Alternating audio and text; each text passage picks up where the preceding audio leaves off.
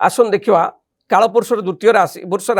वृष राशि ग्रहंकर स्थिति की आम जो अवलोकन करवा ए सप्ताह लग्न रविंकर अवस्थान द्वादश मंगलकर अवस्थान एकादश शनिकर अवस्थान दशम राहुकर अवस्थान चतुर्थ केतुंकर अवस्थान तृतीय बृहस्पति अवस्थान शुक्र बुध द्वितीय स्थान अवस्थान कर नवग्रह स्थिति की देखिले वृषराशि व्यक्ति विशेष मानी प्रथम तो कर्म क्षेत्र देखिया नवमाधिपति दशमाधिपति शनि एकादश स्थान में अवस्थान करथिबा हेतु एवं तृतीय उच्चस्थ बृहस्पति थिबारु शुक्र बुध द्वितीय थिबारु आपण कर्म क्षेत्र में अति सुंदर फल पाइबे कौन से नूतन कर्म रे नियुक्ति मध्य होई पारंती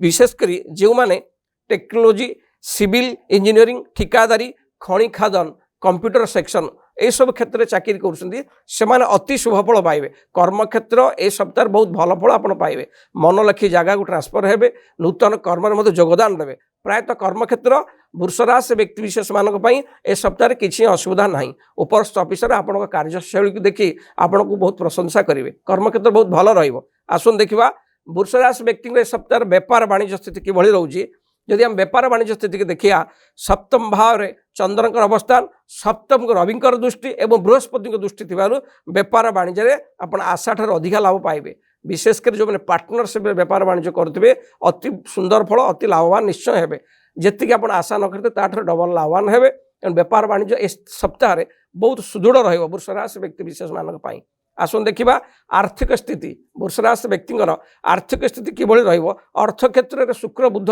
स्वगृही अवस्थान कर बुध आर्थिक क्षेत्र अति सुंदर रहिबो आपण जदि कौन से अर्थ राशि आगुरी बुड़ी जाइथिला से अर्थ राशि फेरी पाइबे बाकी पड़ी अर्थ राशि फेरी पाइबे आपण आय बढ़िबो व्यय कम हम 2 पैसा आपण बैंक बैलेंस निश्चित रखिबे